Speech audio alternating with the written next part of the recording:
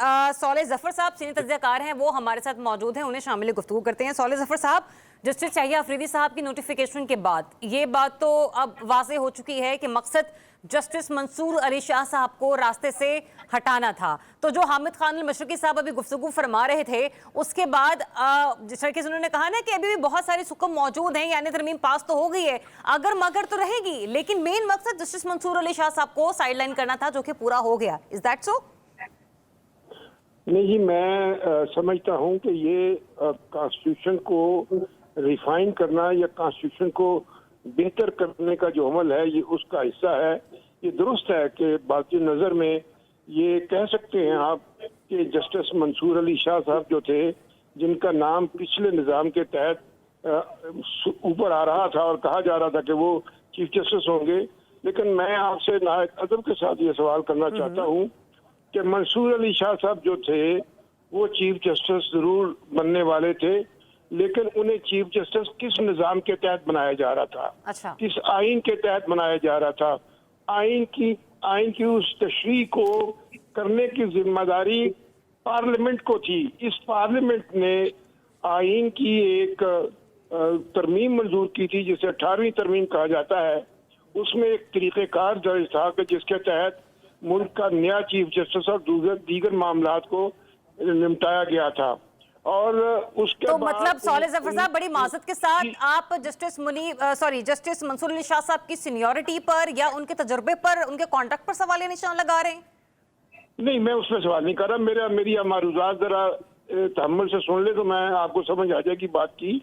तो ये मंसूर अली शाह साहब सीनियर मोस्ट होने की वजह से चीफ जस्टिस बनने वाले थे, तो उसका सबब यही था कि पार्लियामेंट ने आइन के तहत इस बात की मंजूरी दी थी।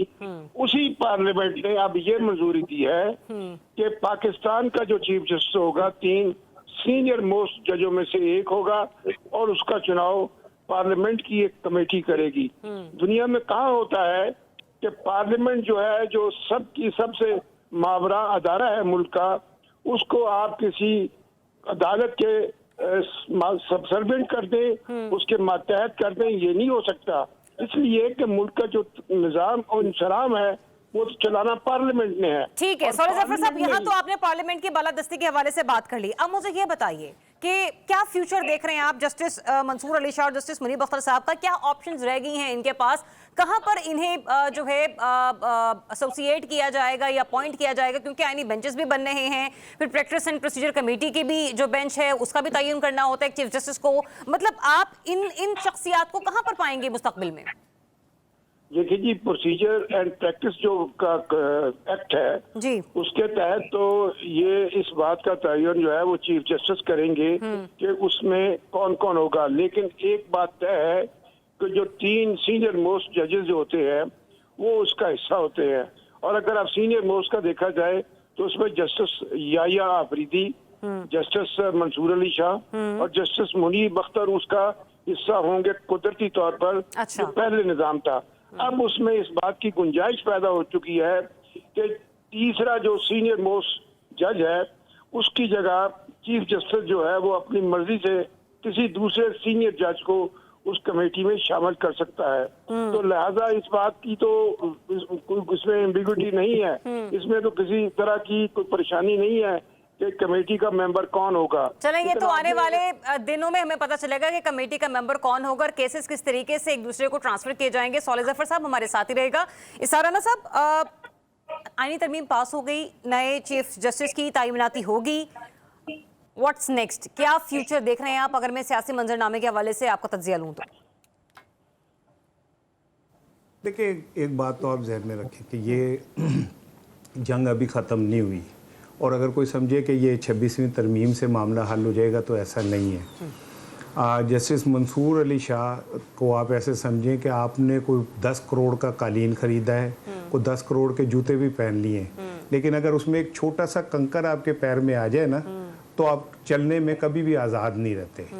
या तो आप ये करें कि जो आप कोशिश कर रहे हैं, मैं आपके प्रोग्राम में आपको बता रहा हूँ कि अब हुकूमत कोशिश कर रही है कि जैसे आर्मी में होता है ना कि आर्मी चीफ जब लग जाता है तो उससे सीनियर जो होते हैं वो रिज़ाइन कर देते हैं, तो इनको भी हाँ, तो इनको भी रिजाइन करवा दिया जाए, रिटायर करवा दिया कितनी जाए। छोटी छोटी ख्वाहिशें यानी हैं इस 5-7 हुकूमत की। मरन मैं सुन लेना कि वो 5-7 मरन गुआंढना ते रहंदियां ਨੂੰ ਤਾਪ ਚੜੇ, ਕੁੱਤੀ ਮਰੇ ਫਕੀਰ ਦੀ ਜਿਹੜੀ ਚੌਂ ਚੌਂ ਨਿਤ ਕਰੇ ਤੇ ਹੱਟੀ ਸੜੇ ਕਰਾਰ ਦੀ ਜਿੱਥੇ ਦੀਵਾ ਰਾਤ ਬਲੇ ਤੇ ਗਲੀਆਂ ਹੋ ਜਾਣ ਸੁੰਜੀਆਂ ਤੇ ਵਿੱਚ ਮਿਰਜ਼ਾ यार फिरे। अच्छा, ये कह रहे हैं कि गलियां सुंजियां हो जाएं।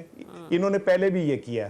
इन्होंने काजी फायज ईसा को चीफ जस्टिस बनाना था, तो इन्होंने जस्टिस एजाजुल हसन पे दबाव डाल के इस्तीफा दिलवाया उनसे। वो रिजाइन करके चले गए ताकि काजी साहब बन सके। अब इनका प्लान ये कि हम इन जजों को रिजाइन करवाएं ताकि उसके बाद हम अपनी मर्जी के लोग जो हैं वो लेके आएं और अपनी मर्जी से मुल्क और आइन और कानून को चलाएं। अभी साले जफर साहब कह रहे थे कि दुनिया में ये कहाँ होता है कि पार्लियामेंट पर जो है वो अदलिया की ताबे हो, तो इनसे पूछे कि दुनिया में कहाँ होता है कि पार्लियामेंट लोगों को अगवा करती है? दुनिया में कहाँ होता है कि पार्लियामेंटेरियन की कीमतें लगती हैं? दुनिया में कहाँ होता है कि 6-6, 7-7 पार्लियामेंटेरियन आपने ऊपर बिठाए होते हैं पार्लियामेंट के, और स्पीकर वेट कर रहे होते हैं कि अगर बंदे कम हुए तो उन्हें बुला लेंगे।